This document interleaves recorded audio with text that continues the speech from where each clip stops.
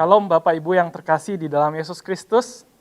Bersyukur kepada Tuhan kita boleh sama-sama menjalankan kebaktian perdana di tahun 2021 ini. Maka dari itu izinkan saya ucapkan selamat tahun baru bagi Bapak Ibu semua. Semoga sukacita dan damai sejahtera dari Kristus berserta kita semua.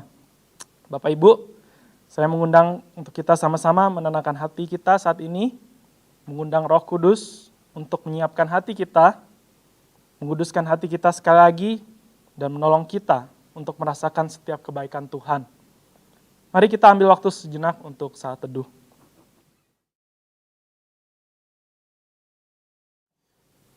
Dengarkanlah panggilan beribadah.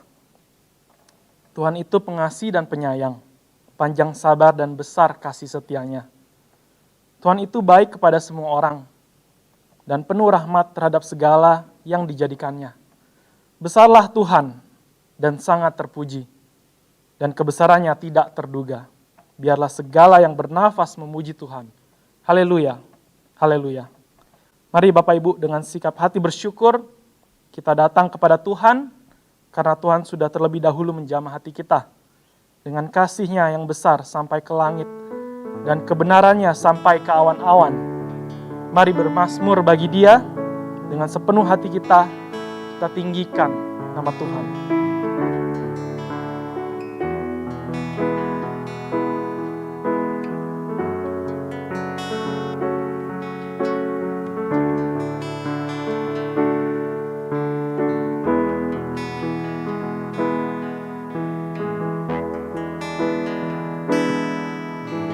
Bersyukur padamu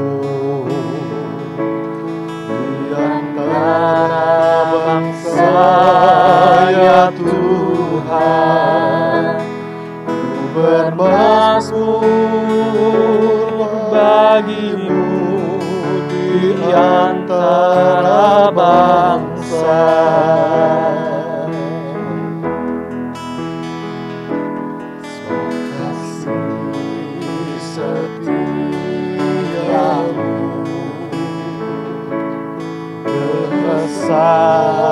Sampai ke langit, kebenaran-Mu sampai ke awan-awan. Tinggikan nama-Mu ya Tuhan. Tinggikan diri-Mu mengatasi langit, kemuliaan-Mu mengatasi bumi.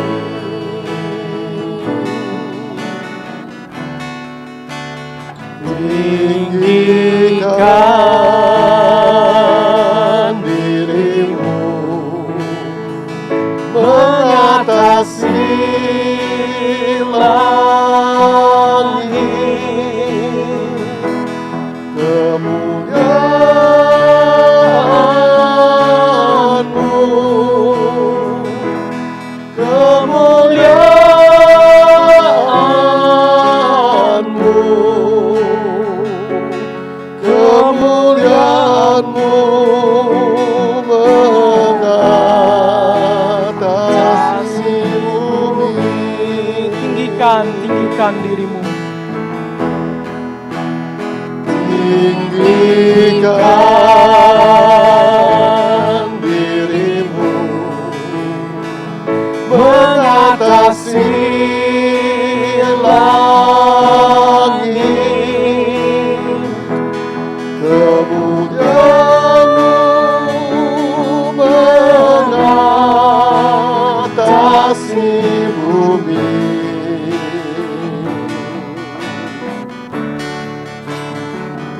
Tinggikan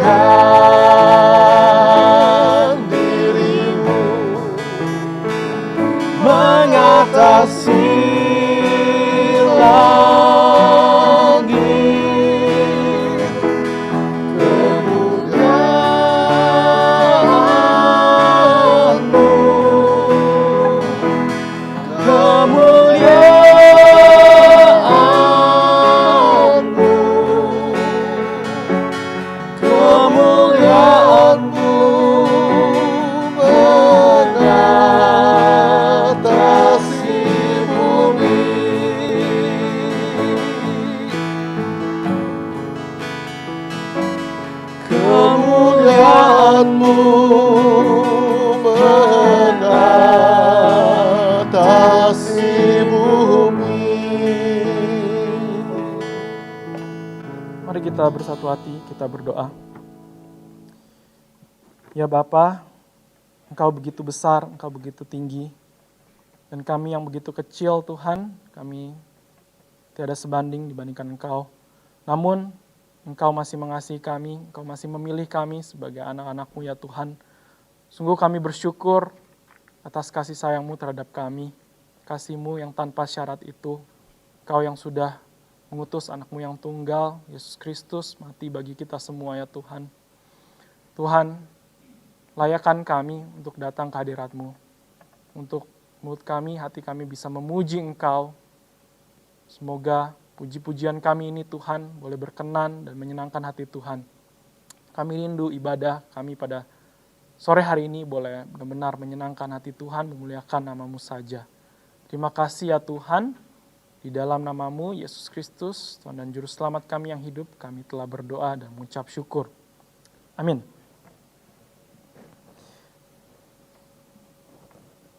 Bapak Ibu, terlepas dari apapun konteks pergumulan hidup dari yang sedang kita alami, ingatkah bahwa kuasanya sudah diberikan bagi kita, kuasa Tuhan untuk kita bertahan teguh di dalam iman, menang dari musuh, dan terus memuliakan nama Tuhan.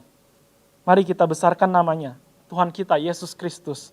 Dia yang berkuasa atas maut, Dia yang berkuasa meneguhkan iman kita di dalam badai kehidupan. Ku diberi kuasa.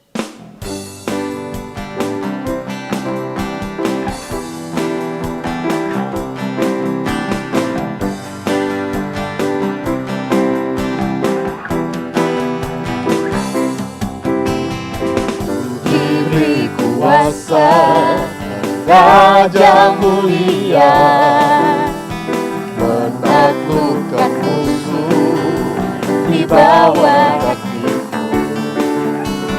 Ku pakai kuasa Raja mulia. Bila Allah ada bersamaku, siapa jadi lawanku? Sungguh besar Kau Tuhanku, Engkau perisai hidupku. Ku berdiri dengan iman dalam Yesus Tuhan. Kau yang memberi kemenangan, ku bersorak merayakan. Terpujilah Engkau Raja segala raja. Dengan lebih semangat kita nyanyikan sekali lagi, ku diberi kuasa. Diberi kuasa Raja mulia, menaklukkan musuh di bawah kakiku. Ku pakai kuasa Raja mulia.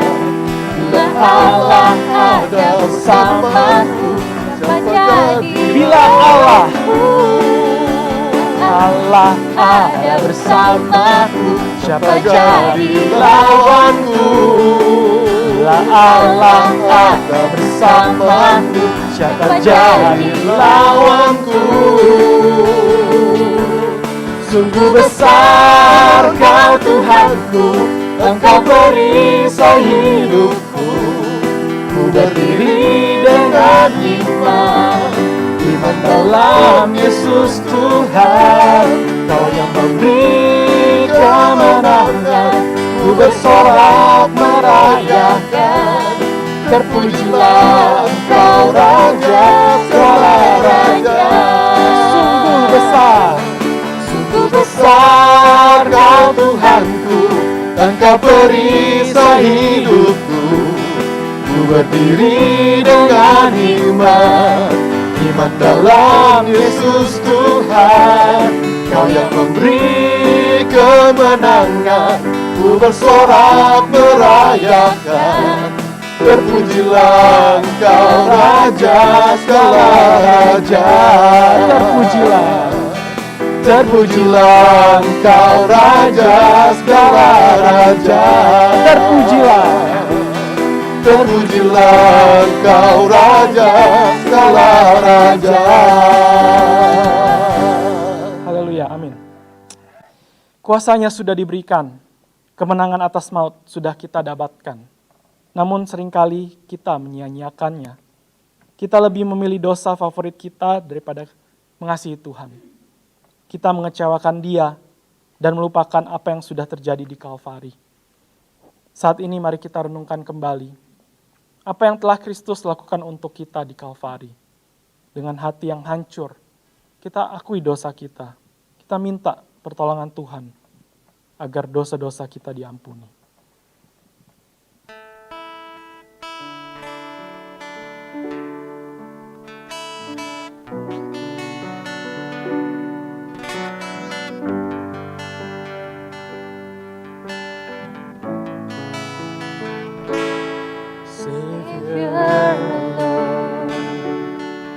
Carry the cross, all of my burdens. He paid the cost. Salvation complete. Now forever I'm free. Calvary covers it all. Calvary. Calvary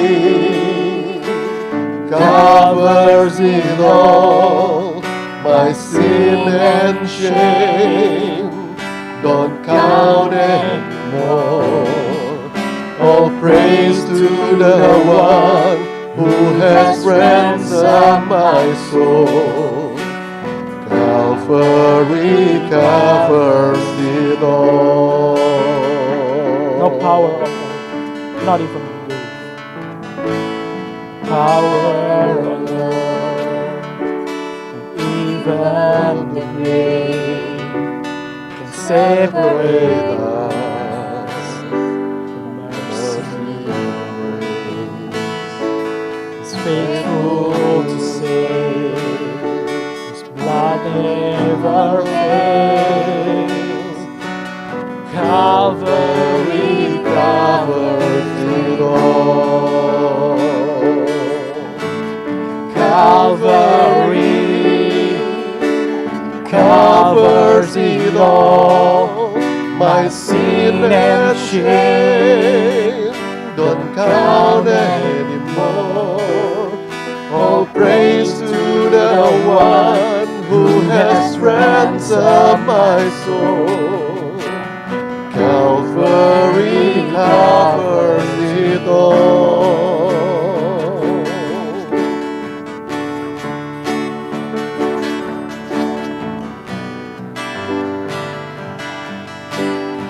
no one but Jesus. But Jesus could make us pure as snow. Stand in your freedom. Calvary covers it all.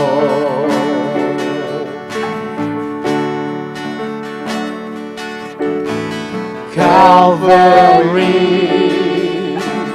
covers it all.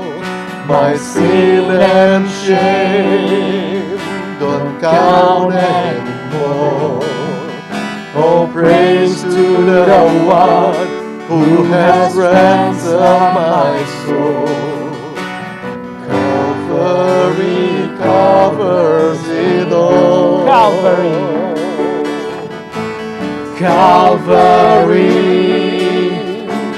covers it all. My sin and shame don't count anymore. All praise to the one who has ransomed my soul. Calvary covers it all. All praise to the one. All praise to to the one who has ransomed my soul.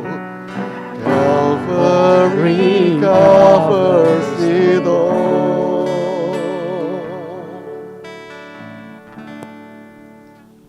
Bapak Ibu Saudara, saya undang kita untuk bangkit berdiri. Mari kita datang ke hadapan Allah, kita mengaku dosa kita di hadapannya. Dengan satu pengakuan yang jujur kita datang. Ya, Yesus Kristus, Tuhan kami. Sesungguhnya kami hanyalah hamba yang berlumur akan dosa. Ya Tuhan, pada kesempatan hari ini, kami datang ke hadirat-Mu. Untuk datang bukan karena kuat dan hebat kami, tapi semata-mata karena kasih dan penyertaan yang Kau limpahkan pada kami. Kami datang untuk memohon ampun atas setiap kesalahan-kesalahan kami yang kami perbuat dengan seluruh kesadaran kami. Bapa, kiranya terlebih dahulu Engkau yang melayakan setiap kami, sehingga boleh kami layak untuk beribadah di hadapan-Mu. Kami sadar bahwa tidak ada Allah lain yang seperti Engkau, yang panjang sabar dan berlimpah kasih setia. Engkau selalu mengasihi kami ya Tuhan, meskipun kami seringkali mengkhianati kasih-Mu. Di tengah kehidupan kami yang penuh dengan dosa ini, kasih-Mu tercurah.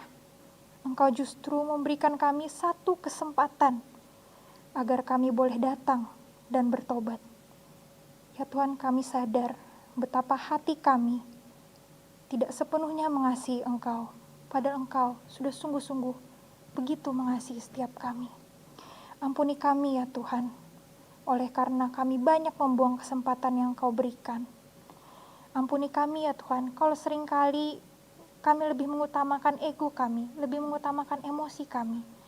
Ampuni kami kalau tindakan kami, perkataan kami, perbuatan kami menyakiti hati orang-orang di sekitar kami. Ya Tuhan, pada hari ini kami mohon kiranya Engkau yang melawat dan menjamah setiap hati kami, agar kami boleh hidup sesuai dengan kehendak-Mu, mengikuti segala perkataan-Mu. Layakanlah kami dan ubahkanlah hidup kami ya Bapa. Jadikanlah hidup kami baru. Dengarkanlah doa kami ya Bapa. Hanya di dalam nama Tuhan Yesus Kristus, Allah kami berdoa. Amin.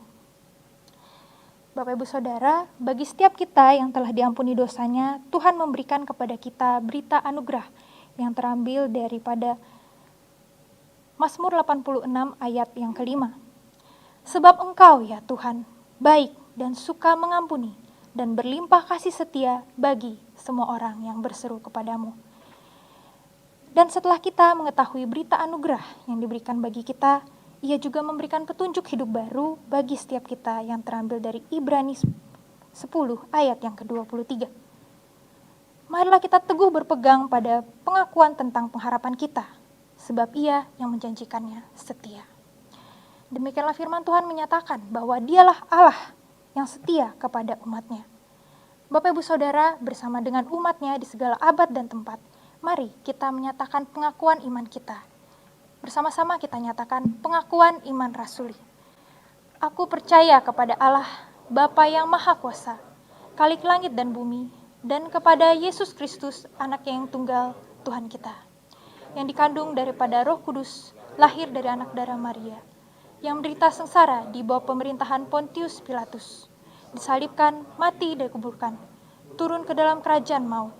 Pada hari yang ketiga, bangkit pula dari antara orang mati, naik ke surga, duduk di sebelah kanan Allah, Bapa yang Maha Kuasa, dan akan datang dari sana untuk menghakimi orang yang hidup dan yang mati.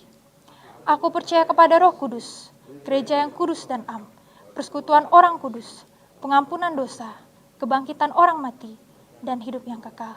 Amin. Bapak Ibu Saudara dipersilakan untuk duduk kembali. Bapak Ibu, mari kita persiapkan hati kita untuk mendengar firman Tuhan. Kita minta Tuhan untuk tinggal di dalam hati kita, menerangi jalan kita. Karena Dialah pelita yang sejati.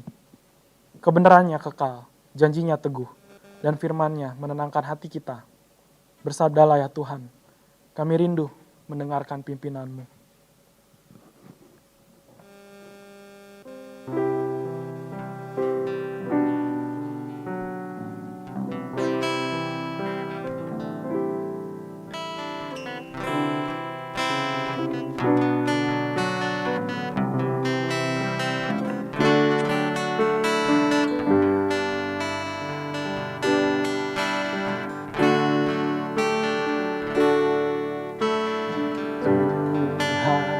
Pelita hidupku, terang jalanku, Engkau penolongku. Kini jiwaku memuji, tiada terbagi, Engkau yang di hati. Tinggikan Kau Allahku di atas mezbah syukurku, tinggallah dalamku, penuhi hatiku.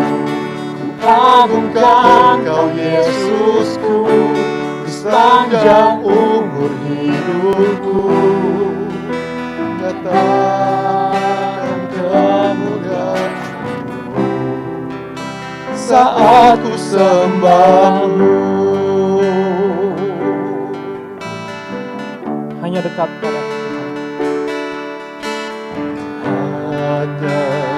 Hanya dekat padamu, tenang hatiku, Engkau pelindungku. Kini jiwaku memuji, tiada terbagi, Engkau yang di hati. Tinggikan Kau Allahku di atas mezbah syukurku, tinggallah dalamku, penuhi hatiku. Ku agungkan Kau Yesusku, di sepanjang mezbah hidupku, katakan kemuliaan-Mu.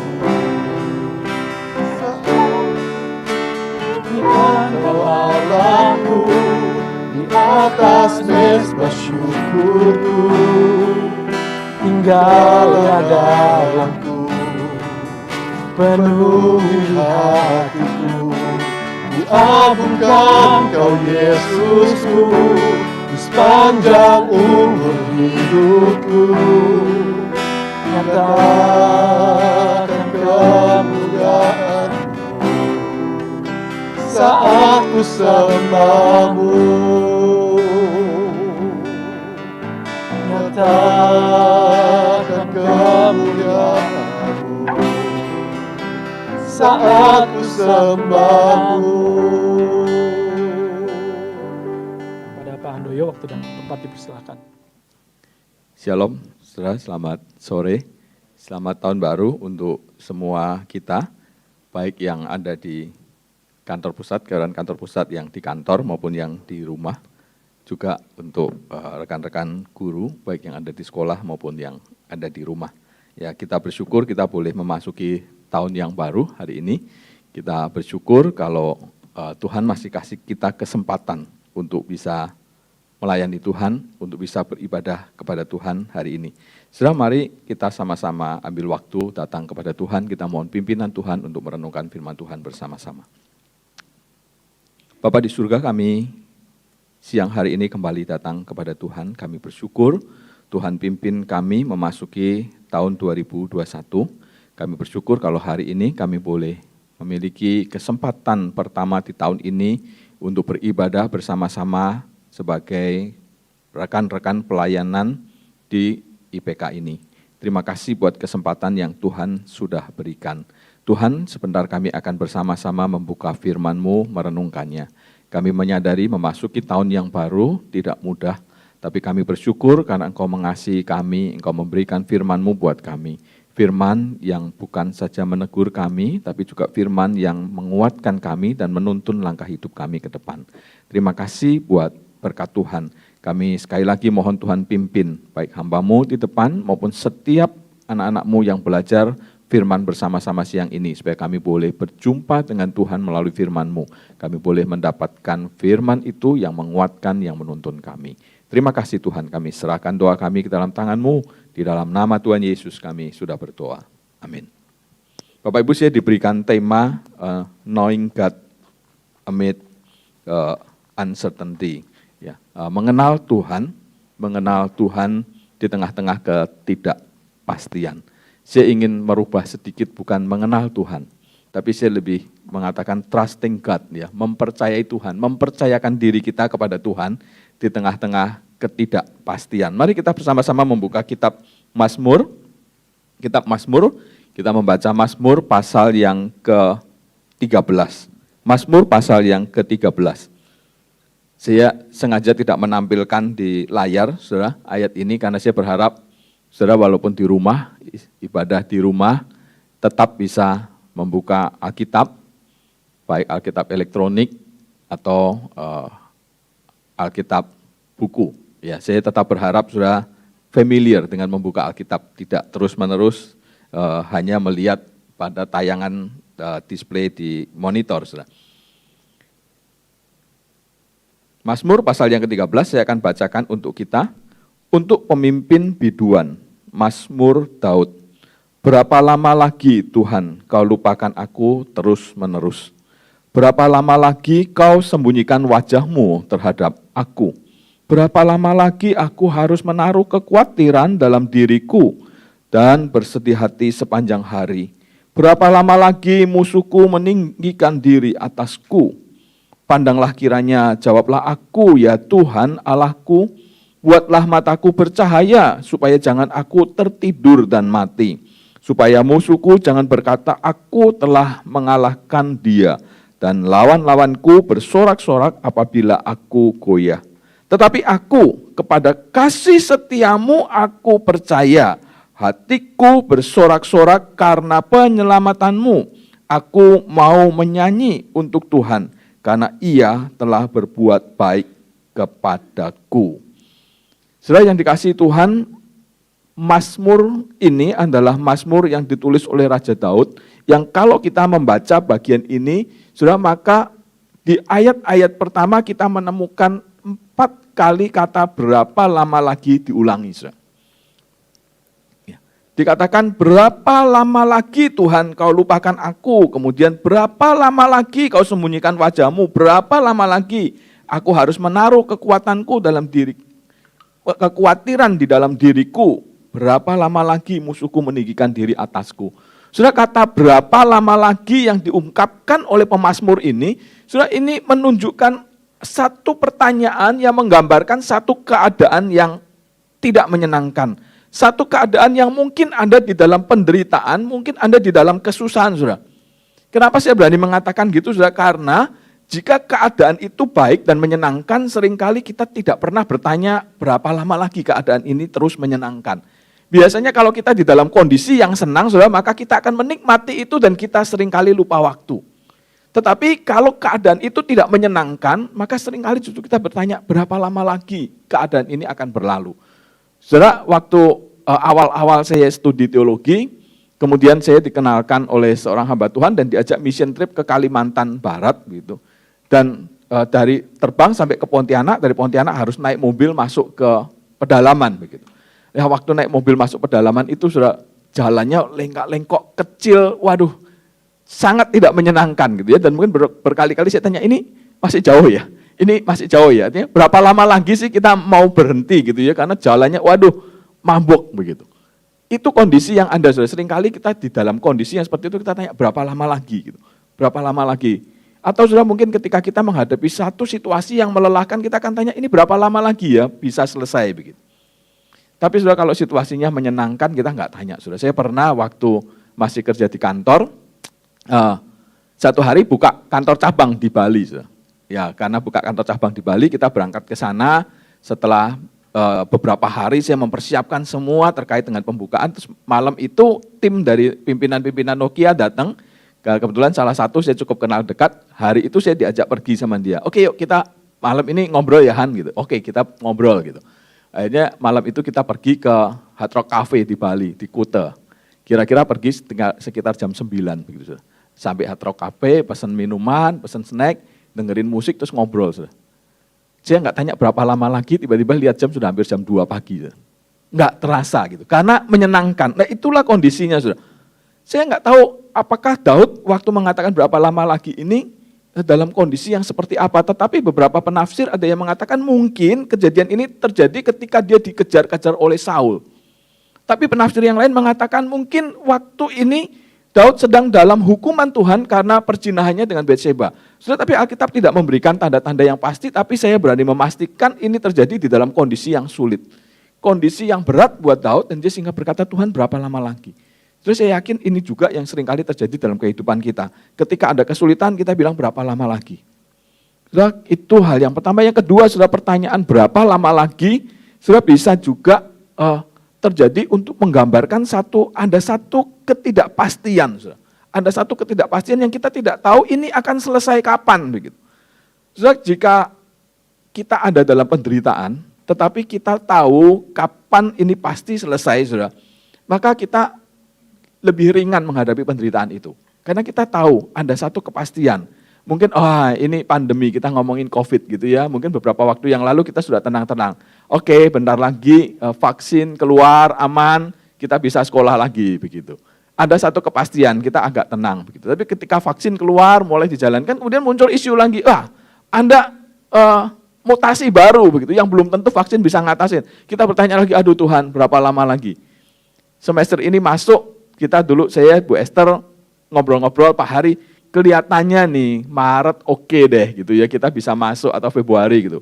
Kita rapat berkali-kali nyusun, kalau masuk separuh-separuh dulu gimana. Tapi begitu kita menginjakkan bulan Januari, habis liburan kondisinya booming COVID gitu kan, terus ada isu mutasi baru, kita jadi waduh, nggak tahu ini bisa nggak gitu kan. Dan kita juga bingung kapan gitu. Dan ketika penderitaan itu tidak diketahui kepastiannya kapan akan berakhir, penderitaan itu menjadi sesuatu yang berat, sesuatu yang menekan kita.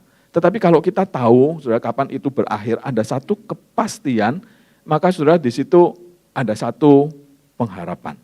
Nah, dari sini kita bisa belajar dari Daud.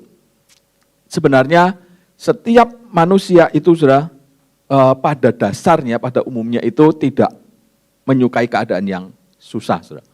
Hanya orang-orang yang sakit jiwa saya rasa, yang mungkin suka dengan kesusahan gitu. Ya. Tapi sebagian besar kita pasti tidak senang dengan kesusahan, dengan kesulitan. Banyak hal kita lakukan untuk berusaha menghindari kesulitan. Yang kedua, seringkali kita juga diperhadapkan pada kenyataan kita itu senang akan sesuatu yang pasti. Dan kita tidak senang dengan apa yang tidak pasti. Oleh karena itu kalau kita di sekolah kita tahu lah ya, semua orang tua itu senangnya kalau anak-anak masuk IPA ya. Kalau masuk IPS itu rasanya nggak senang begitu. Kenapa Karena biasa orang itu suka dengan sesuatu yang bisa dipastikan kepastiannya begitu. Dan kalau orang masuk IPA gitu, tahu semua yang dipelajari itu pasti. Gurunya nggak mungkin macam-macam, 1 + 1 = 2. Rumus fisika yang seperti itu diterapkan pasti jawabannya itu begitu kan. Mengukur gerak peluru pasti seperti itu, gurunya nggak bisa macam-macam begitu ya.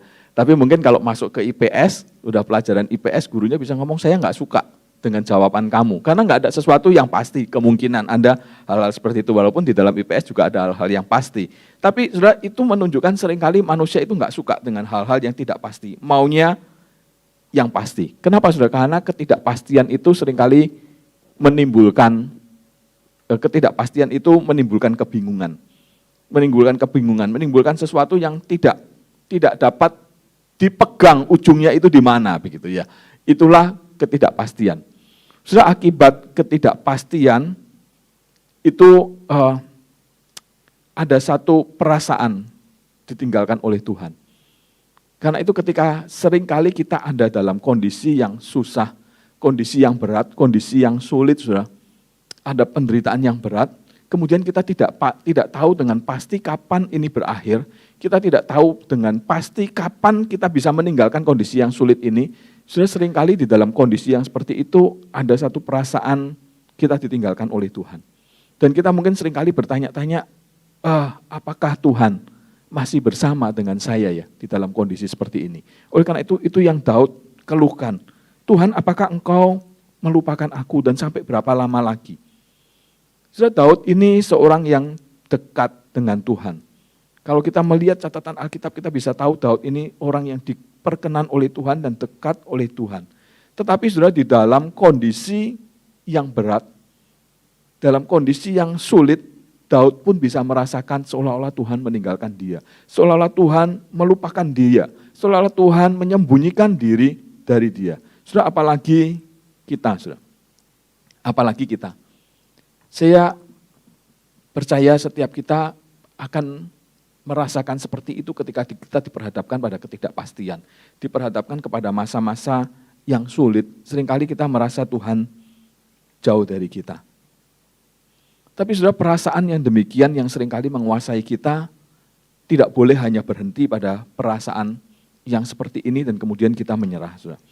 Kalau kita melihat apa yang dilakukan Daud, maka Daud di tengah-tengah kondisi yang seperti itu dia tidak menyerah. Kalau kita di tengah-tengah kondisi yang seperti itu dan kemudian kita merasa Tuhan meninggalkan kita, kondisi kita begitu berat, kondisi kita tidak pasti, kemudian kita berhenti di situ, kita menyerah sampai di situ, maka yang ada saudara kita akan diliputi oleh keputusasaan. Dan ketika keputusasaan itu Anda tidak ada pengharapan, maka hidup ini akan hancur. Hidup ini akan rusak, saudara. Tapi kalau kita melihat apa yang dilakukan Daud, maka hal itu Daud sangat berbeda. Di tengah-tengah kondisi seperti itu, walaupun dia merasa seolah-olah Tuhan melupakan dia, walaupun dia merasa seolah-olah Tuhan menyembunyikan diri terhadap dia, tapi Daud tetap berseru kepada Tuhan.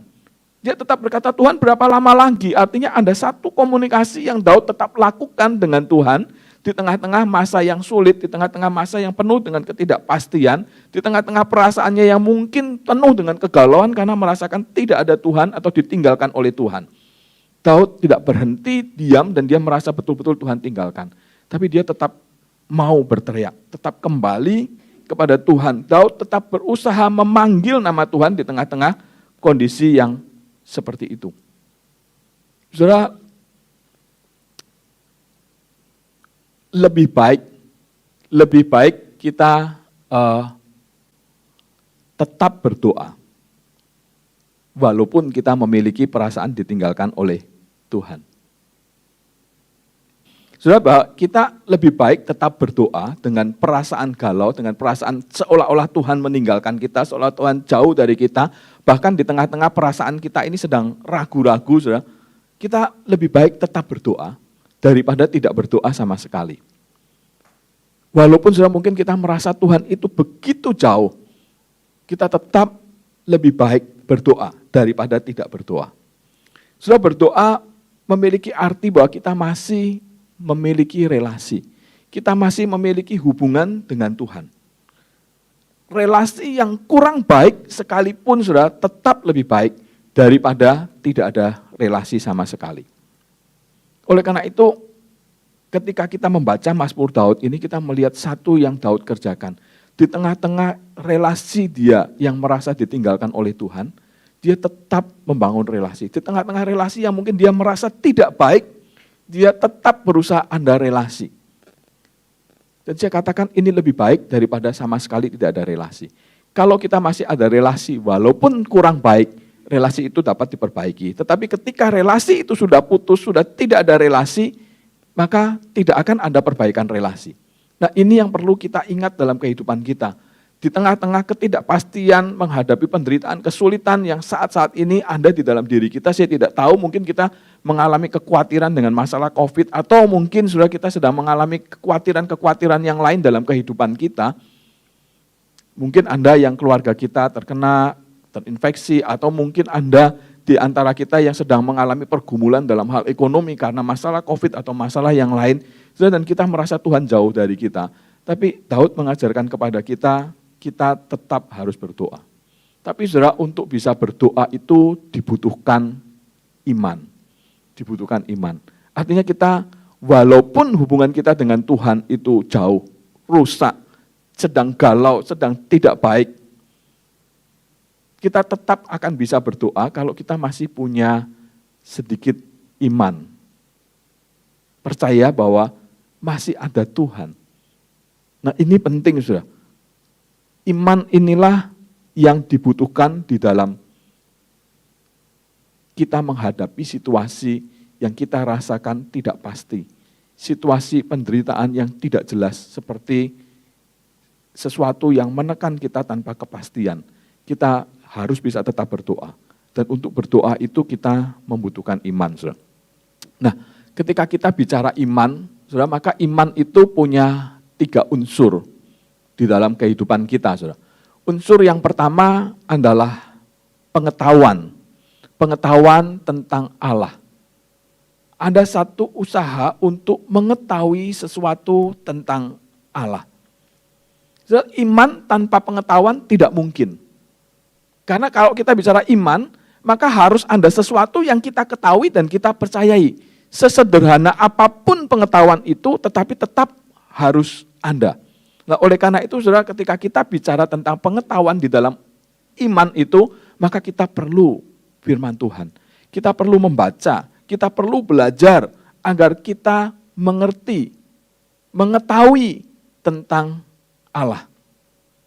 Mungkin kita tidak harus mengetahui secara teologi yang mendalam, belajar bahasa Yunani, bahasa Ibrani kayak Pak Ayub begitu kan. Mungkin enggak sampai segitu, saudara.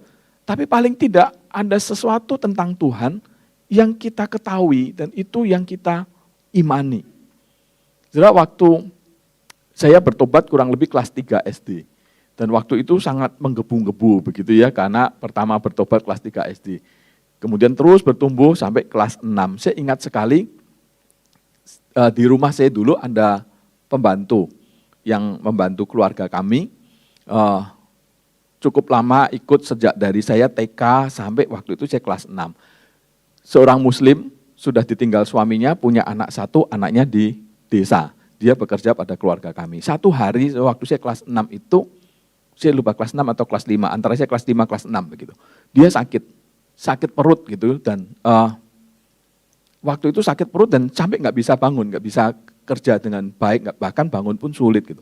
Hari itu saya memberanikan diri, saya bilang kepada dia, saya panggil dia Nem gitu ya, anaknya seusia saya di kampung gitu. Tapi ya karena di kami dulu terbiasa memanggil nama, saya panggil, Nem, kamu mau nggak saya doakan, saya bilang gitu. Kamu kalau percaya Tuhan Yesus bisa sembuhkan kamu. Dan kalau Tuhan Yesus sembuhkan, kamu harus percaya dia, kamu harus mau ke gereja, saya bilang gitu. Dia bilang, mungkin dia pikir saya anak kecil ya, dia bilang, oke, nggak apa-apa deh, doain deh gitu. Akhirnya saya doakan dia. Dan waktu setelah didoakan, benar-benar mujizat terjadi gitu. Hari itu juga dia sembuh. Hari itu sembuh dan besok dia sudah bisa langsung kerja gitu. Dan sejak hari itu dia bilang, saya mau ikut ke gereja. Akhirnya mama saya ajakin dia ke gereja. Saya tahu dia sangat sederhana. Tapi dia cuma satu tahu, setelah dia ke gereja, kita sarankan ikut katekisasi dan baptis. Dan setelah itu dia cuma tahu satu hal, bahwa dia manusia berdosa, Tuhan Yesus sanggup menyelamatkan dia, membawa dia dari neraka ke surga, dan dia cuma percaya bahwa Tuhan Yesus itu maha kuasa, yang bisa pegang hidup dia. Yang lain, boro-boro teologi ya, baca aja dia nggak bisa. Gitu. Sampai satu hari anaknya yang di desa pun dibawa ke kota, akhirnya tinggal bersama dengan kami, sekolah, dan anaknya akhirnya percaya Tuhan juga dan menikah. Sekarang mereka sudah ada di kota Solo. Umurnya sekarang sih sudah 70 tahun lebih. Si Bu Nem ini udah 70 tahun lebih, anaknya menikah dengan salah satu anak pengurus di gereja kami juga. Akhirnya mereka sudah berkeluarga. Tapi paling tidak, saudara, iman dia itu dia punya pengetahuan tentang siapa Yesus. Walaupun kalau dia ditanya tentang teologi kayak Pak Ayub, eskatologi apa, udah deh. Pasti dia nggak ngerti apa-apa begitu ya. Jangankan ngomong dispensasionalis, amil gitu ya Pak Ayub. Pasti dia nggak tahu begitu. Tapi paling tidak dia tahu tentang Yesus. Gitu. Ada satu yang dia ketahui. Itu yang pertama, saudara. ketika kita bicara, kita di tengah kesulitan, maka kita membutuhkan iman untuk kita bisa tetap berelasi dengan Tuhan, maka saudara, iman itu perlu didasari ada satu pengetahuan tentang Tuhan. Nah, pengetahuan itu hanya bisa dibangun ketika kita mau membaca firman Tuhan. Ketika kita mau membiarkan diri kita diajar oleh firman Tuhan atau oleh orang-orang di sekitar kita tentang Tuhan, saudara. Yang kedua, saudara, kita bukan, iman itu tidak hanya pengetahuan, tetapi iman itu juga mengandung unsur persetujuan terhadap apa yang kita ketahui. Persetujuan dengan Allah tentang apa yang kita ketahui itu tadi. Saudara, kita bisa tahu tentang Tuhan, kita bisa tahu tentang kebenaran Tuhan, tetapi kita tidak mempercayainya. Saudara. Persetujuan ini adalah bagian yang penting di dalam iman. Saudara, ada satu ayat Yakobus dikatakan, percaya Tuhan itu baik. Percaya ada Tuhan yang Esa itu baik. Tahu tentang Tuhan yang Esa itu baik. Tetapi iblis pun tahu gitu. Tapi dia melawan, dia tidak setuju dengan Allah begitu. Nah, ini sesuatu yang penting ketika kita bicara tentang iman, tentang apa yang kita ketahui tentang Allah, maka kita harus setuju. Di tengah-tengah kondisi yang sulit, mungkin kita bisa percaya tentang Allah yang Immanuel, Allah yang Maha Kuasa. Tapi kalau kita hanya tahu itu dan kita tidak setuju dengan itu, maka sia-sia, itu bukan iman. Tidak bisa dibangun iman itu. Sudah banyak orang tahu tentang ajaran Alkitab. Bahkan kalau kita ketemu dengan ustadz yang beneran gitu ya, ustadz yang beneran, bukan yang di sana itu. Yang beneran itu sudah, mereka kadang hafal loh ayat-ayat Alkitab yang kita pakai. Tentang keselamatan, dia hafal, dia tahu. Tapi dia tidak setuju dengan itu. Dia tidak setuju. Bahkan dulu salah satu dosen, salah satu orang alumni Satya Wacana, kalau kita ingat tokoh politik Matori Abdul Jalil, wah itu ngomongin soal Alkitab jago tuh. Makanya dia selalu bilang gini, keselamatan itu adalah anugerah. Dia bilang gitu. Jadi saya nggak pernah takut yang namanya kristenisasi, saya nggak pernah takut yang namanya islamisasi. Karena saya tahu persis bahwa keselamatan itu anugerah. Kristen mengajarkan itu saya tahu, dia bilang. Tapi dia nggak setuju dengan anugerah dalam Yesus gitu. Tapi dia tahu. Dan pengetahuan tanpa persetujuan itu bukan iman. Iman itu perlu persetujuan. Demikian pun kita, ya yang lulus sekolah teologi ya biasa kalau kita di teologi kan belajar perbandingan agama gitu ya. Kita tahu nih agama Buddha apa sih, agama Islam apa sih, apa yang mereka percaya kita tahu gitu. Tapi kan kita nggak setuju kan. Nah, karena kita nggak setuju, maka salah satu unsur dari iman, persetujuan itu tidak ada. Dan kalau itu nggak ada, maka itu bukan iman. Ya, iman itu harus tahu, mengerti, dan dia setuju dengan apa yang dimengerti itu. Nah yang ketiga, saudara, yang lebih penting lagi, berikutnya iman itu sudah bukan hanya tahu, bukan hanya setuju, tetapi berani mempercayakan diri kepada apa yang diketahui dan apa yang disetujui itu. Ada satu trust, ada satu keberanian untuk mempercayakan diri kepada kebenaran yang dia ketahui dan dia setujui itu. Kalau tidak, maka itu bukan iman gitu. Itu bukan iman. Nah, ini sesuatu yang tingkat iman yang paling sulit, unsur dari iman yang paling sulit untuk kita lakukan. Sudah satu hari ada seorang yang ditanya sama temannya begitu kan, sama bosnya, kamu jadi Kristen berapa lama gitu. Dia, sudah 10 tahun lebih. Terus dia bosnya tanya, kamu tahu nggak tentang perpuluhan begitu. Dia bilang, tahu, saya tahu di Maleakhi 3 lah ayat 10, 11 begitu tentang perpuluhan gitu. Oke, kamu setuju? Setuju sih. Kamu melakukan nggak? Enggak sih Pak. Kenapa enggak gitu? Ya karena gaji saya sedikit Pak. Saya nggak cukup kalau saya kasih perpuluhan. Gitu. Saya kalau harus menyisihkan 10% untuk pekerjaan Tuhan, untuk menolong orang lain, pasti nggak cukup Pak. Gitu. Jadi dia tahu, dia setuju, tapi dia nggak berani mempercayakan diri kepada Tuhan seperti apa yang Tuhan nyatakan di firman Tuhan. Begitu. Tapi kemudian bosnya bilang, oke kalau gitu, gini deh, kamu kasih perpuluhan, kalau kamu nanti bulan itu nggak cukup, kamu datang ke saya tombokin. Gitu. Kira-kira bulan depan dia lakukan nggak? Dia akan lakukan. Kenapa? Karena dia mempercayakan diri bukan pada firman Tuhan, tapi pada bosnya gitu. Bosnya menjamin. Dan ketika dia ngomong, oh oke Pak, kalau gitu bulan depan saya pasti kasih perpuluhan. Bosnya bilang, kamu lebih percaya saya daripada percaya Tuhan ya. Kamu lebih trust kepada saya daripada trust kepada Tuhan. Gitu. Nah saudara, seringkali juga gitu, kita lebih trust kepada IPK yang memberikan kita salary tiap bulan gitu ya, daripada kita trust kepada Tuhan ketika Tuhan memerintahkan kita untuk melakukan sesuatu begitu. Nah, beberapa waktu yang lalu saya diskusi dengan seorang teman gitu ya, seorang hamba Tuhan ingin masuk IPK gitu. Dan karena dia ingin masuk IPK, saya pikir-pikir baik juga nih ya, kita juga lagi butuh hamba Tuhan begitu. Tapi waktu saya pikir-pikir, kenapa ya dia mau masuk ke IPK gitu. Dan saya tanya, kamu pelayanan di tempat lain? Iya, saya pelayanan di tempat lain. Oke, kamu yakin Tuhan kirim kamu ke IPK? Utus ke IPK, dia bilang, iya sih rasanya begitu. Oke, kalau kamu yakin, saya minta satu hal, saya bilang. Saya minta satu hal, yaitu kamu keluar dulu dari tempat pelayananmu yang lama, kamu keluar dulu, kemudian kamu ngelamar ke IPK. Tapi saya nggak jamin diterima loh ya, saya bilang. Saya nggak jamin diterima, karena di IPK itu prosesnya panjang, saya bilang. Nanti kamu harus masukin CV, ngisi form, kemudian nanti ada psikotes, habis psikotes nanti kamu akan ketemu dengan bagian kerohanian, interview, panjang pokoknya gitu. Berapa lama ya? Kira-kira ya kalau cepet sebulan beres, kalau cepet gitu. Kalau nggak cepet bisa 2 bulan begitu kan. Berarti saya harus keluar dulu, iya. Berani nggak? Kalau kamu berani keluar dulu, baru nanti saya merasa bahwa kamu benar-benar punya iman pada Tuhan. Bahwa Tuhan tidak ingin kamu ada di tempat pelayananmu yang lama. Entah nanti Tuhan kirim kamu kemana, entah urusannya Tuhan. Tapi yang jelas kamu harus percaya dulu bahwa Tuhan tidak ingin kamu ada di tempat pelayanan yang lama. Dengan segala kesulitan yang kamu hadapi. Tuhan pengen kamu keluar. Tapi IPK nggak janjiin apa-apa loh ya, saya bilang. Sampai hari ini nggak ada kabar. Belum ada kabar, bukan nggak ada kabar, belum ada kabar. Begitu. Saya sedang menunggu. Kalau dia berani benar-benar dia keluar, maka saya yakin bahwa dia percaya kepada Tuhan, bahwa Tuhan tidak menghendaki dia ada di lembaga tempat dia melayani itu. Sehingga dia mencari pimpinan Tuhan untuk ke lembaga yang lain. Dan salah satunya mungkin IPK. Makanya saya bilang salah satunya IPK ya, kamu doakan, ikutin proses. Kalau memang Tuhan kehendaki ya kamu akan masuk. Kalau enggak ya enggak kan begitu. Tuhan pasti sediakan yang lain. Tapi kamu percaya enggak sama Tuhan dengan hal itu? Saudara, itu salah satu apa yang kita bisa pikirkan dalam kehidupan kita. Mempercayakan diri kepada Tuhan. Dan itulah iman, saudara. Itulah iman. Seringkali orang juga memberikan ilustrasi ketika ada seorang pemain sirkus yang menyeberangi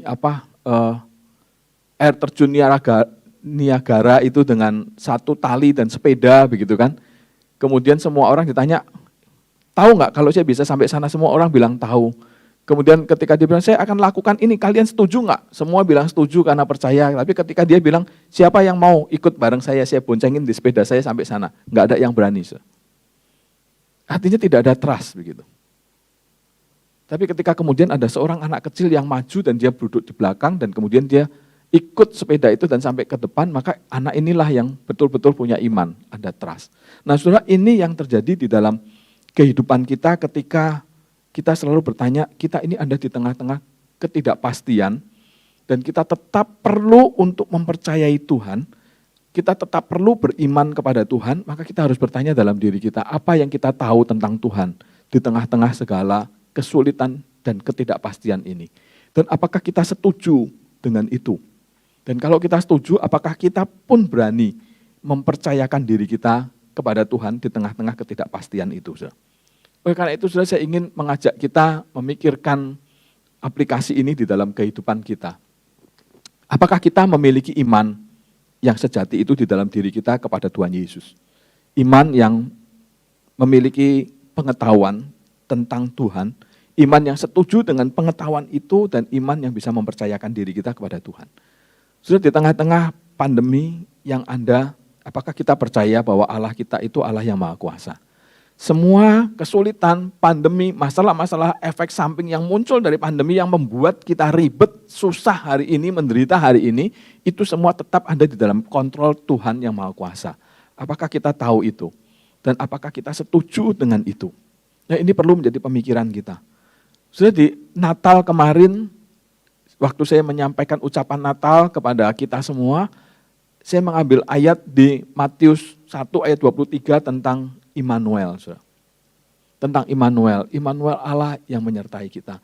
Apakah kita tahu bahwa Allah itu akan menyertai kita bukan hanya pada zaman yang enak, tapi juga di zaman yang sulit. Di tengah-tengah ketidakpastian ini ada penyertaan Tuhan dalam diri kita. Apakah kita tahu ini dan apakah kita setuju bahwa Allah menyertai kita? Saudara, firman Tuhan juga mengatakan bahwa Tuhan itu sangat peduli kepada kita. Bahkan bukan hanya untuk hidup jasmani kita, bahkan Rasul Paulus katakan dia memberikan Yesus Kristus kepada kita, yang terbaik diberikan. Bukan hanya untuk hidup jasmani kita, tapi untuk kehidupan kita yang kekal. Tuhan memberikan itu. Kalau Yesus yang terbaik itu Allah berikan. Kalau Yesus yang terbaik itu memberikan dirinya untuk kita, sudah di tengah-tengah kengerian hukuman akibat dosa, yang akhirnya membawa kita kepada keselamatan, apakah kita juga percaya bahwa di tengah-tengah dunia yang sulit ini pun Tuhan tetap menjamin kehidupan kita, dia tetap peduli kepada kita. Apakah kita tahu itu? Saudara, Roma 8 ayat 32 menjelaskan itu. Roma 8 ayat 28 sudah bicara kepada kita tentang bahwa Tuhan turut bekerja dalam segala sesuatu untuk kebaikan kita. Orang-orang yang mengasihi dia. Saudara, apakah saudara tahu dan setuju dengan hal itu? Apakah saudara setuju bahwa Allah itu turut bekerja? Di tengah-tengah masalah yang tidak pasti ini, Allah turut bekerja untuk kebaikan kita. Saudara, apakah kita juga tahu dan kita setuju bahwa dia, Allah itu saudara, menyediakan hidup yang kekal, yang penuh bahagia untuk setiap kita. Yohanes 3 ayat 16 menjelaskan itu, barang siapa yang percaya kepadanya tidak akan binasa, melainkan akan beroleh hidup yang kekal. Artinya saudara, susah-susahnya kita, semenderita-menderitanya kita itu hanya akan sampai pada ketika kita dipanggil Tuhan. Betul enggak? Kenapa? Karena setelah itu Tuhan menjamin kehidupan yang lebih bahagia bersama dengan Tuhan di dalam kekekalan. Apakah kita tahu dan apakah kita setuju dengan apa yang Tuhan sampaikan ini? Setelah kita bisa tahu, kita bisa setuju.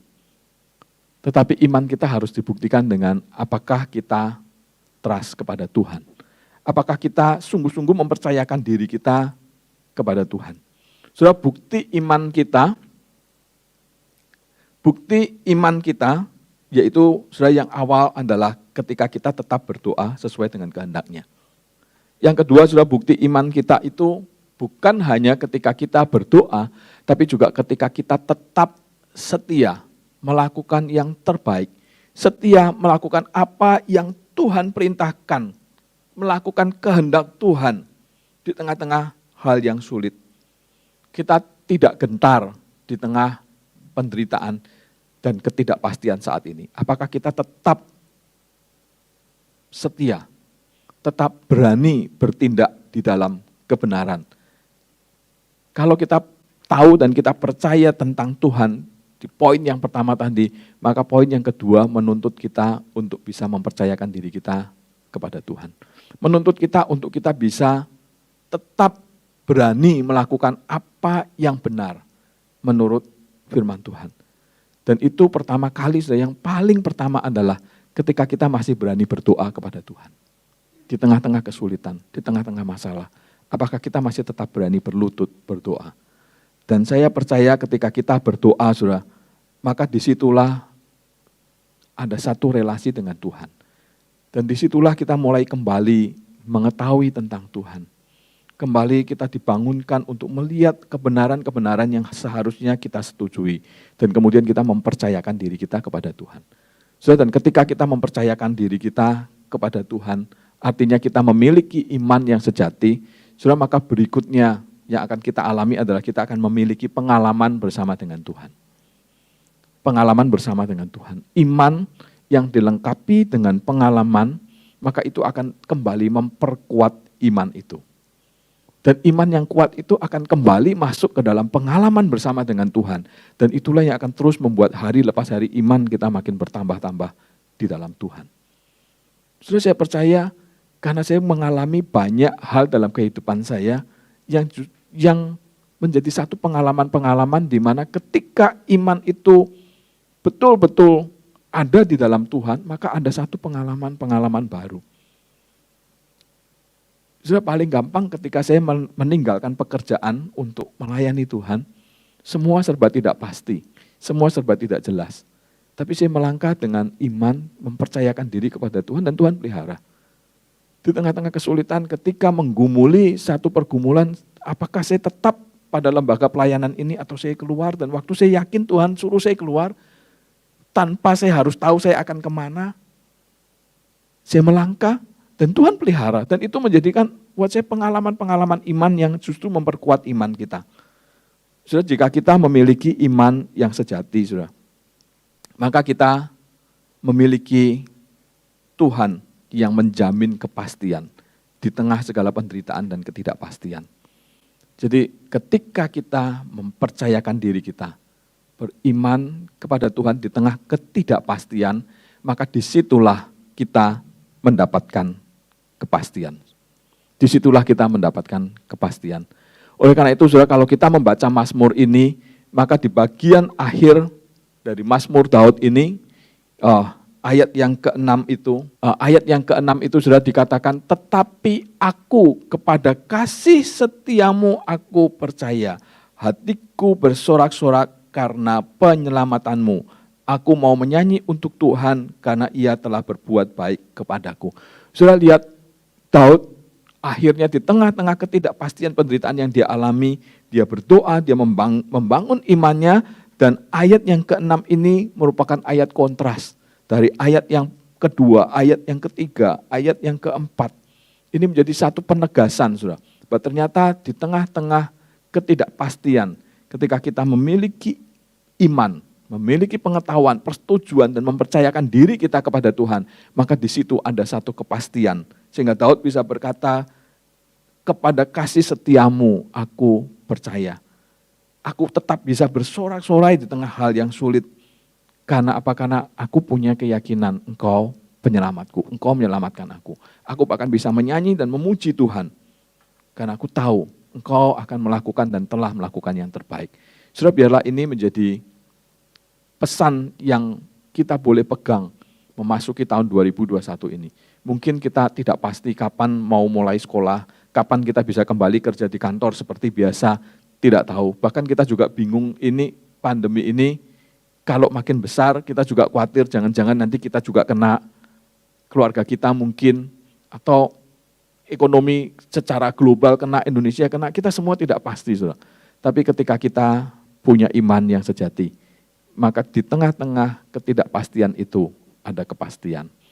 Tugas kita adalah beriman, percaya kepada Tuhan. Saya undang tim musik, singer untuk maju. Saya ingin ajak kita sama-sama berdiri, kita nyanyikan satu pujian, Yesus, I believe in you. Sudah, kita ambil waktu teduh sejenak di hadapan Tuhan. Biarlah firman Tuhan hari ini satu sisi menegur kita kalau kita tidak belajar, kita tidak berusaha untuk mengerti, memahami Tuhan dan menyetujui Tuhan. Biarlah ini menegur kita supaya kita boleh betul-betul menjadi orang Kristen yang terus berusaha untuk bertumbuh di dalam Tuhan, memahami kebenaran-kebenaran Tuhan, memahami janji-janji Tuhan. Dan juga menegur kita supaya kita lebih mempercayakan diri kita kepada Tuhan. Tapi juga biarlah firman Tuhan ini menguatkan kita di tengah-tengah ketidakpastian yang ada, kita boleh punya kepastian jaminan di dalam Tuhan. Kita nyanyikan lagu ini, I believe in you.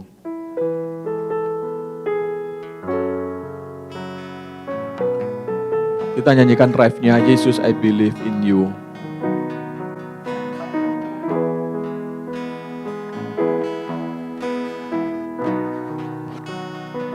Jesus, I believe in you. Jesus, I belong to you. You're the reason that I live, the reason that I see. With all I am, Into your hand I commit again. to your hand I commit again. with all I am for you, Lord. You hold my world in the palm of your hand, and I am yours forever. Jesus, I believe in you. Jesus, I believe in you. Jesus, I belong to you. You're the reason that I live, the reason that I sing, with all I am, I'll walk with you. Walk with you wherever you go, through tears and joy. I trust in you, and I will live in all of your ways, your promises forever.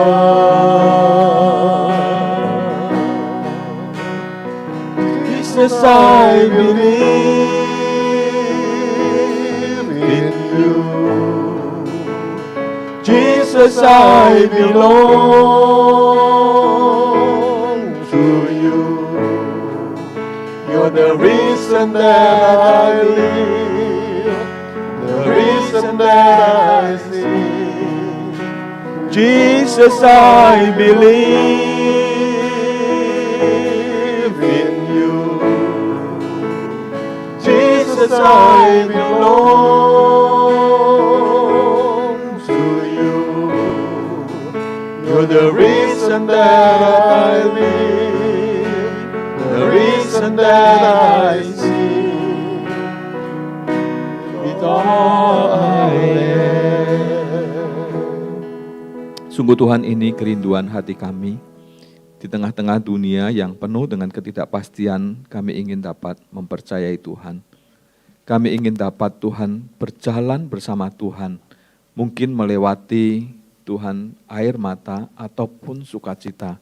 Kami boleh tetap mempercayai Tuhan, berjalan bersama dengan Tuhan, dan kami boleh tetap mempersembahkan seluruh hidup kami kepada Tuhan. Tuhan, tolong kami.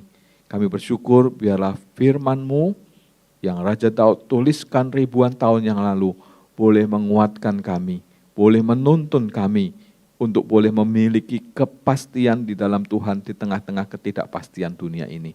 Terima kasih buat berkat-Mu. Tuhan berkati setiap guru karyawan IPK memasuki tahun 2021. Tuhan pimpin kami semua untuk kami boleh tetap bekerja untuk Tuhan, bekerja bagi kemuliaan Tuhan, dan biarlah nama Tuhan yang dipermuliakan. Terima kasih Tuhan, di dalam nama Tuhan Yesus Tuhan kami sudah berdoa. Amin. Bapak Ibu, kita bersyukur, kita diingatkan bahwa di tengah ketidakpastian dunia, kita punya kepastian di dalam Allah. Dan oleh karena itu, mari kita bersama-sama bersatu hati, kita akan berdoa syafaat dengan iman yang bukan hanya kita tahu kepada siapa kita berdoa, kita setuju, tapi kita juga mau mempercayakan seluruh pergumulan kita kepada Tuhan. Mari kita berdoa. Bapa kami yang di surga, kami sungguh bersyukur di tengah ketidakpastian di dunia ini, kami sebagai anak-anak Tuhan diingatkan bahwa kami punya kepastian di dalam Allah. Pada sore hari ini kami juga bersatu hati berdoa, ya Tuhan, untuk kegiatan belajar mengajar, kegiatan membelajar yang kami lakukan di semester ini Tuhan, di mana sekalipun kami masih melakukan secara daring atau online, kami tetap mohon Tuhan berikan kami semangat, antusias, baik kami sebagai guru maupun para siswa dan juga para orang tua. Semua orang juga mengalami hal yang sama, oleh karena itu biarlah Tuhan tidak mengurangi kreativitas kami. Oleh karena itu kami mohon campur tangan Tuhan supaya ada kerjasama yang baik di dalam kegiatan pembelajaran baik antara guru dengan para siswa maupun juga para orang tua murid. Terima kasih Tuhan, kami juga bersyukur jikalau negara kami mulai beberapa waktu yang lalu sudah melakukan vaksinasi dimulai dari para pimpinan, para tokoh-tokoh agama, tokoh masyarakat. Kami juga berdoa jika vaksinasi ini juga akan terus dilakukan di seluruh wilayah di Indonesia. Tuhan memberkati supaya melalui vaksinasi ini boleh menimbulkan herd immunity, yaitu kekebalan secara komunal sehingga bisa mengurangi dampak dari pandemi corona ini. Berkati setiap upaya yang dilakukan oleh pemerintah dan biarlah setiap pemerintah daerah dan masyarakat juga mendukung. Dan sekalipun mereka sudah divaksin, biarlah masyarakat juga tetap setia, taat melakukan protokol kesehatan. Kami juga berdoa secara khusus Tuhan untuk keluarga korban dari pesawat Sriwijaya Air beberapa waktu yang lalu Tuhan. Tentu ini merupakan duka yang mendalam untuk mereka. Oleh karena itu kami mohon Tuhan memberikan kekuatan dan penghiburan untuk keluarga. Kami juga berdoa untuk lembaga KNKT yang menyelidiki penyebab jatuhnya pesawat ini. Biarlah Tuhan juga bantu di dalam mereka bekerja melalui segala sarana yang ada.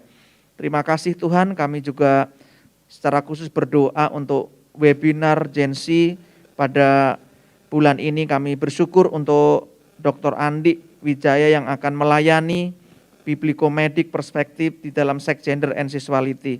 Tuhan berkati apa yang disampaikan itu boleh menolong anak-anak supaya mereka bisa mengerti bagaimana perspektif firman Tuhan terhadap gender, seks, dan seksualitas. Oleh karena itu berkati segala persiapan, baik persiapan Dr. Andi sebagai narasumber atau pembicara, juga panitia yang terlibat, juga berdoa untuk moderator atau host dan juga para siswa sendiri Tuhan siapkan mereka. Kami menyerahkan untuk persiapan webinar Gen Z ini juga ke dalam tangan-Mu. Secara khusus Tuhan kami juga berdoa untuk Afghanistan Tuhan, di mana selama pergolakan 30 tahun terakhir telah membuat negara ini jatuh di dalam kebangkrutan dan kemiskinan. Saat ini kami mau berdoa, Tuhan karuniakan keamanan di tengah ancaman dari kelompok Taliban. Kami berdoa untuk para pemimpin di sana, biarlah mereka diberikan hikmat Tuhan di dalam menjaga keamanan seluruh warganya. Kami juga berdoa untuk peningkatan layanan kesehatan, khususnya kebutuhan akan air bersih, dan juga kaum perempuan di sana tidak diizinkan untuk menerima perawatan medis sehingga menimbulkan angka kematian ibu yang tinggi. Kami berdoa supaya pemerintah juga dapat memberikan layanan yang layak bagi masyarakat di sana ya Tuhan. Kami juga berdoa untuk ketersediaan layanan perawatan atau rehabilitasi bagi kaum disabilitas di Afghanistan, karena di sana angka orang disabilitas di sana termasuk tertinggi di dunia karena korban perang. Oleh karena itu biarlah berkati pemerintah supaya mereka juga memperhatikan setiap masyarakat yang ada sehingga mereka dapat layanan yang baik. Terima kasih Tuhan, kami juga menyerahkan untuk keluarga kami masing-masing, baik keluarga besar IPK, para siswa, guru, karyawan, orang tua murid yang mungkin selama liburan ini atau beberapa waktu terakhir terpapar COVID-19 dan mungkin ada di antara mereka yang sedang menjalani isolasi mandiri. Kami berdoa Tuhan berikan mereka semangat, hati yang gembira, antusiasme sehingga bisa meningkatkan imunitas mereka. Mereka tetap punya pengharapan di dalam Tuhan. Berkati rekan-rekan kami yang sedang melakukan isolasi mandiri atau mungkin perawatan, Tuhan berikan mereka kesembuhan, Tuhan pulihkan mereka sehingga mereka boleh kembali bekerja melayani bersama kami. Baik para siswa bisa kembali belajar, para orang tua murid juga bisa kembali bekerja melakukan segala aktivitas kami. Terima kasih Tuhan, sekali lagi kami bersyukur bahwa di tengah-tengah ketidakpastian dunia khususnya kami juga tidak tahu sampai kapan COVID ini akan betul-betul selesai. Tetapi kami mau terus menaruh pengharapan kami di dalam Tuhan, supaya kami tetap semangat menjalani hari-hari kami, karena Tuhan tidak pernah meninggalkan kami. Terima kasih Tuhan, ini doa kami, demi nama Tuhan Yesus Kristus, kami sudah berdoa dan bersyukur. Amin. Untuk doa berkat dan penutup, saya serahkan ke Pak Handoyo. Bapak Ibu, kita akan sama-sama bangkit berdiri, kita akhiri ibadah kita. Biarlah kita tetap mengarahkan hati kita kepada Tuhan di tengah-tengah ketidakpastian dunia. Kita percaya bahwa Tuhanlah yang menjamin kepastian bagi setiap kita, dan untuk itu biarlah kita menjalani hari-hari kita dengan tetap beriman teguh kepada Dia, dan biarlah berkat Tuhan menyertai setiap kita. Kiranya anugerah dan berkat dari Allah Bapa yang berlimpah-limpah kasih sayang dari Tuhan Yesus Kristus yang tak pernah berkesudahan, persekutuan bersama Allah Roh Kudus yang memberi kita kekuatan, penghiburan, pengajaran, akan menyertai dan memberkati kita senantiasa, mulai dari sore hari ini sampai selama-lamanya. Amin. Amin. Ibadah kita selesai, silakan duduk saat teduh. Tuhan memberkati.